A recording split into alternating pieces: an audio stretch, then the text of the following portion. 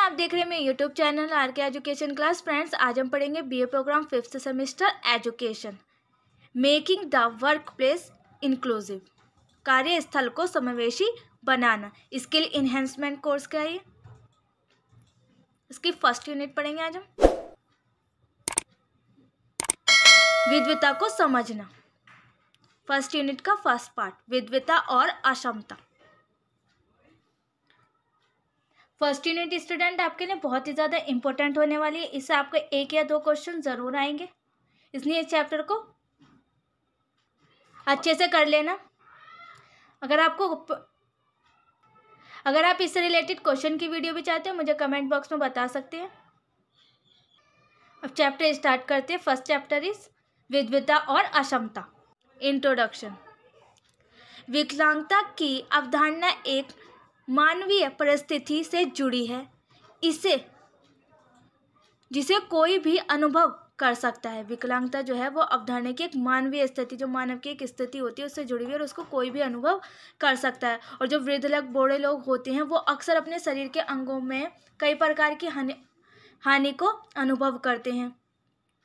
विकलांगता का कारण बनता है, और उदाहरण के लिए हम कह सकते हैं मोतियाबिंद, गठिया, ग्लूकोमा, वृद्धावस्था विकलांगता के जिम्मेदार हैं।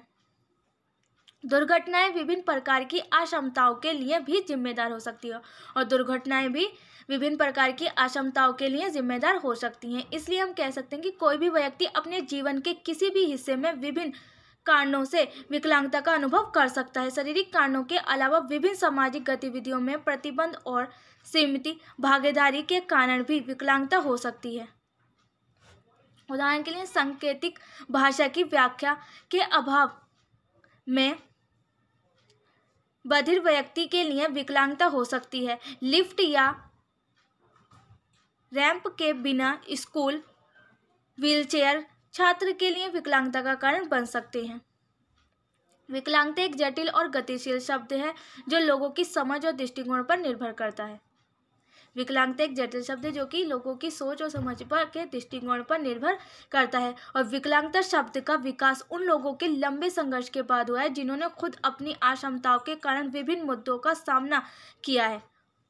और विकलांगता शब्द का विकास कब हुआ है? जब उन लोगों ने लंबे समय तक के बाद हुआ जिन्होंने खुद अपनी अक्षमताओं के कारण विभिन्न मुद्दों को विकलांगता शब्द का विकास उन लोगों के लंबे संघर्ष के बाद हुआ जिन्होंने खुद अपनी अक्षमताओं के कारण विभिन्न मुद्दों का सामना किया। पहले विकलांगता को चिकित्सक समस्या के रूप में माना जाता था। किसी व्यक्ति के शरीर के भीतर होती हैं, और जो विकलांगता है वो किसी व्यक्ति के शरीर के भीतर होती हैं।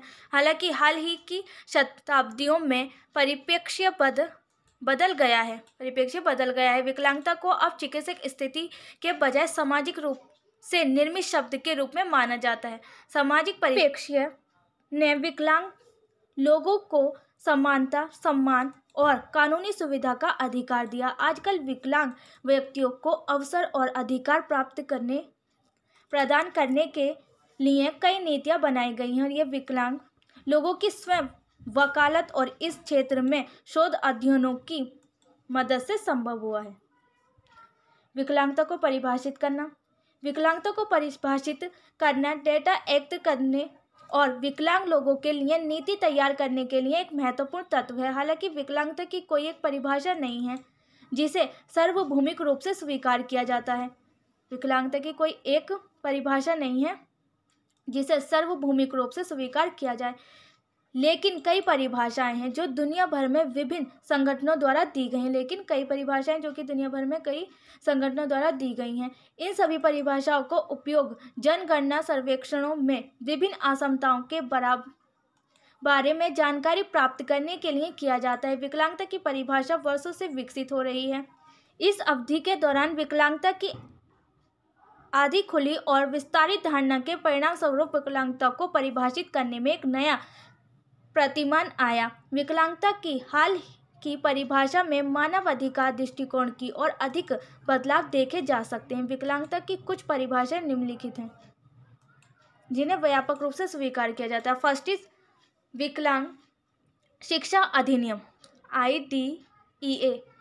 विकलांग व्यक्ति को विकलांग बच्चे के रूप में परिभाषित करता है, जिसका अर्थ है मानसिक मंदता, सर्वेक्षण दोष, बहरापन, साहित्य, भाषण और भाषा की दुर्लभता, दृष्टिहीन यानी अंधापन, गंभीर भावनात्मक गड़बड़ी,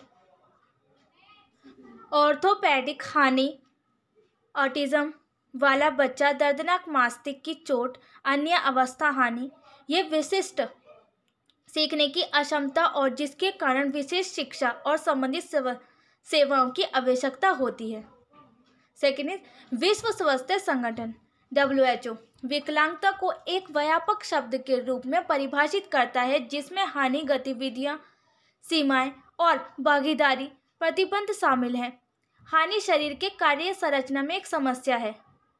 एक गतिविधि सीमा किसी कार्य या क्रिया को निष्पादित करने में किसी व्यक्ति द्वारा सम्मान की जाने वाली कठिनाई है, जबकि भागीदारी प्रतिबंध एक व्यक्ति द्वारा जीवन स्थिति में शामिल होने वाले अनुभवों की जाने वाली समस्या है। इस प्रकार विकलांगता एक जटिल घटना है। गतिविधि जो है वो सीमा की किसी कार्य या क्रिया को निष्पादित करने में किसी व्यक्ति द्वारा सामना की जाने वाली कठिनाई उसको सामना करता है, वो कठिनाई है। और जबकि भागीदारी जो है, भागीदारी प्रतिबंध एक व्यक्ति द्वारा जो कि वो अनुभव करता है और उसकी जो उसमें जो समस्याएं होती हैं वो होती है हमारी भागीदारी प्रतिबंध।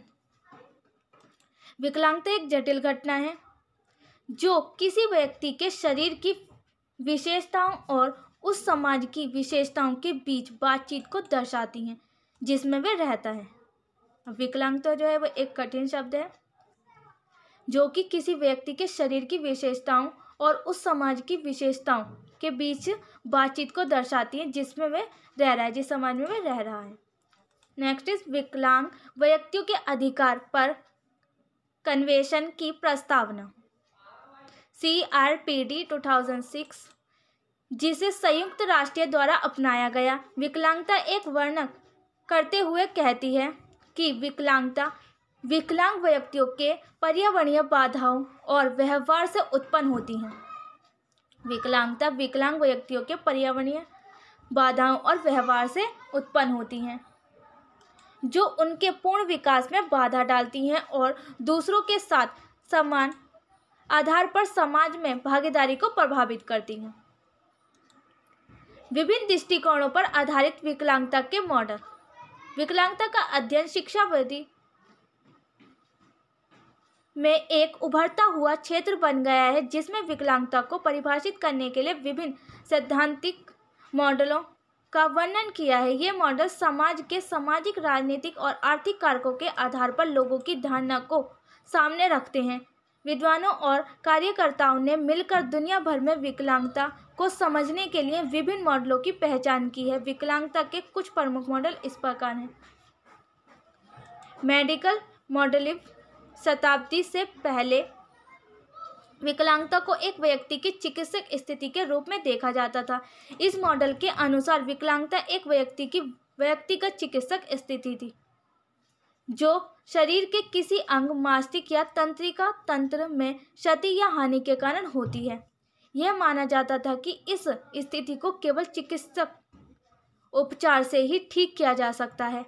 विकलांगता को मानव शरीर में बीमारी और दोष के रूप में माना जाता था। विकलांगता को मानव शरीर में बीमारी या दोष के रूप में माना जाता था और चिकित्सक मॉडल मानता है कि हानि, विकार, सिंड्रोम बीमारी या स्थिति के कारण लक्षणों से उत्पन्न होती है, जिसे बाद में वर्गीकृत किया जाता है। रोग प्रक्रिया और आघातों की रोकथाम, उपचार और प्रबंधन विकलांगता से जुड़ी विकृति जुड़ी विकृति को कम करने या समाप्त करने की सेवा में, साथ ही माध्यमिक स्थिति इसके लक्ष्य हैं। ब्रेक आउट एट 2004 इस मॉडल के विकलांग लोगों की व्यक्तिगत ज़रूरतों और सामाजिक गतिविधियों में भागीदारी पर ध्यान नहीं दिया जाता है। चैरिटी आधारित मॉडल, यह मॉडल देखभाल और सहानुभूति के दृष्टिकोण पर आधारित था। चैरिटी आधारित मॉडल जो था वो मॉडल देखभाल और सहानुभूति के दृष्टिकोण पर आधारित था। यह माना जाता था कि विकलांग लोगों के साथ देखभाल और दया के साथ व्यवहार किया जाना चाहिए। यह दृष्टिकोण पश्चिमी समाज में अत्यधिक प्रभावित था और यह दृष्टिकोण पश्चिमी समाज में अत्यधिक प्रभावित था। परिणाम स्वरूप दुनिया भर में बड़ी संख्या में धर्मांध अस्पताल और संस्था खोले गए। इन संस्थाओं को विकलांग लोगों के इलाज और देखभाल के लिए वित्तीय पोषित किया गया था।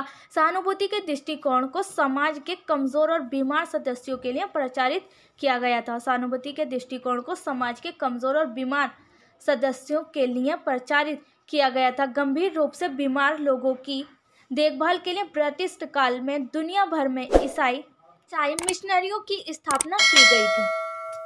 ब्रिटिश काल में दुनिया भर में ईसाई मिशनरियों की स्थापना की गई थी और विकलांग लोगों के लिए धन और संसाधन उपलब्ध कराने के लिए कई धार्मिक संगठन शामिल थे। ये संस्थाएं उपशास्त्रीय देखभाल के दृष्टिकोण पर आधारित। 1994 माइलस ने उल्लेख किया कि मसीहा और दया के संदेश का प्रचार करने के लिए भारत में विभिन्न विकलांगता संस्थाएं स्थापित किए गए थे। दुनिया भर में कई अन्य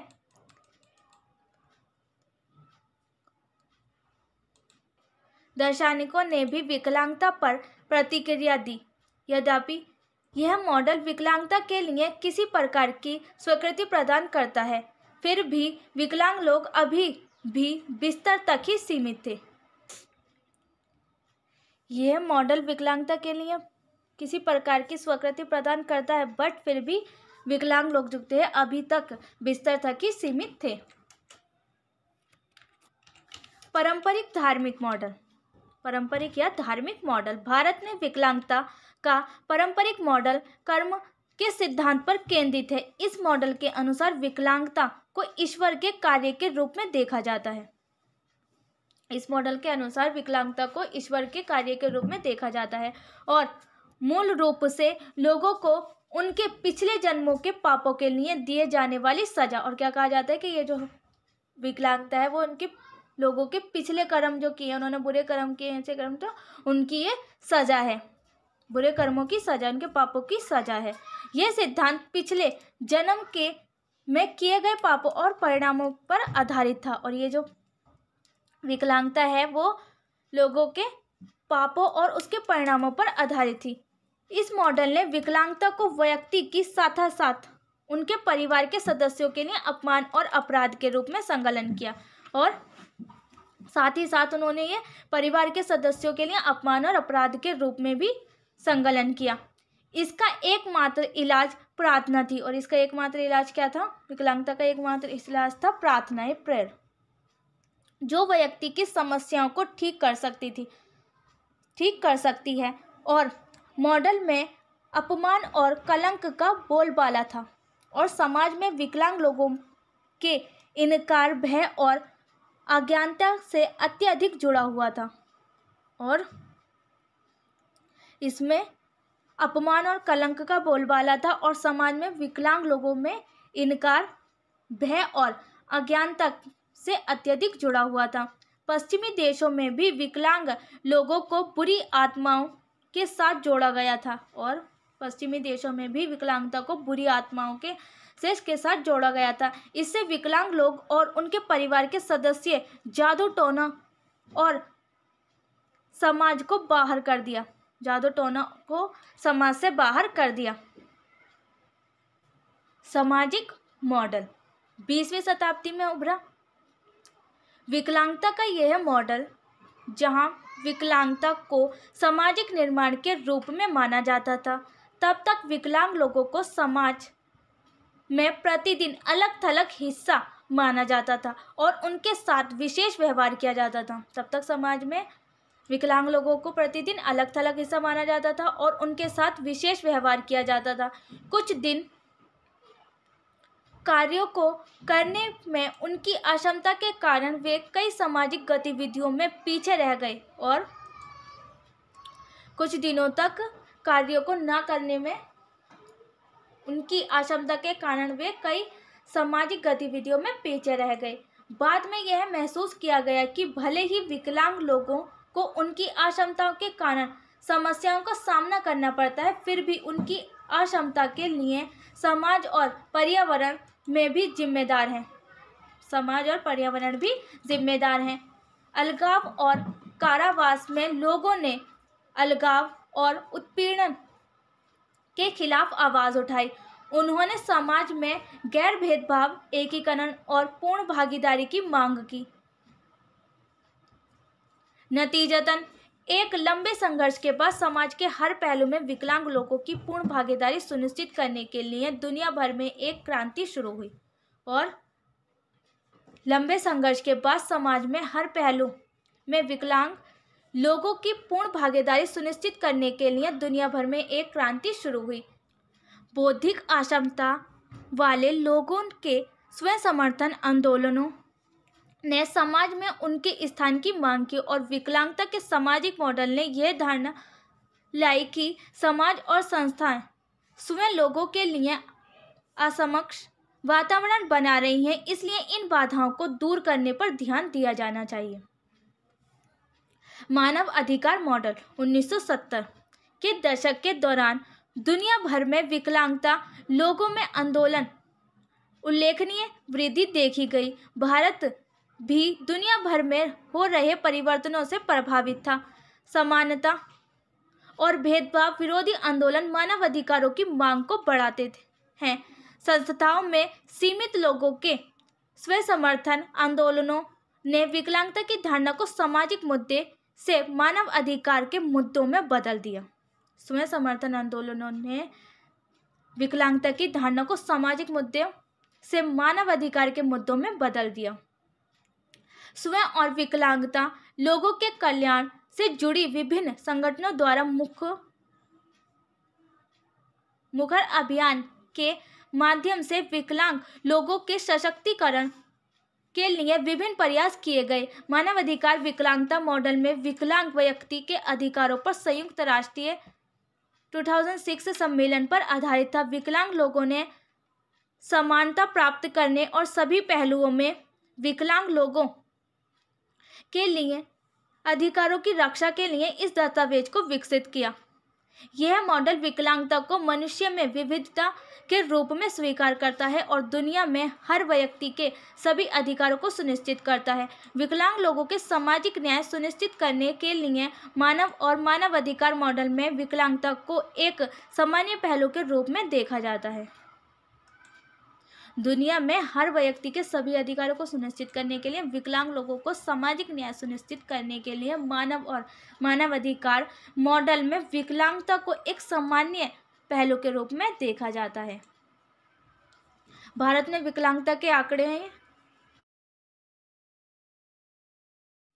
विकलांगता की ऐतिहासिक पृष्ठभूमि हम नेक्स्ट वीडियो में करेंगे फ्रेंड्स। इसमें करेंगे हम पश्चिमी भारत में विकलांगता की अवधारणा, प्राचीन भारत में विकलांगता की अवधारणा और स्वतंत्रता के बाद विकलांगता की अवधारणा। उम्मीद है फ्रेंड्स ये वीडियो पसंद आई होगी। वीडियो कैसे लगी कमेंट बॉक्स में बताना ना भूलें और ऐसी इंटरेस्टेड वीडियो देखने के लिए मेरे चैनल को सब्सक्राइब करना ना भूलें। साथ में बेल आइकन को प्रेस करें जिससे आने वाली वीडियो की नोटिफिकेशन सबसे पहले आपके पास पहुंचे। अपने फ्रेंड्स के साथ भी शेयर करें जिससे इस वीडियो का प्रॉफिट उन्हें भी हो। Thanks for watching.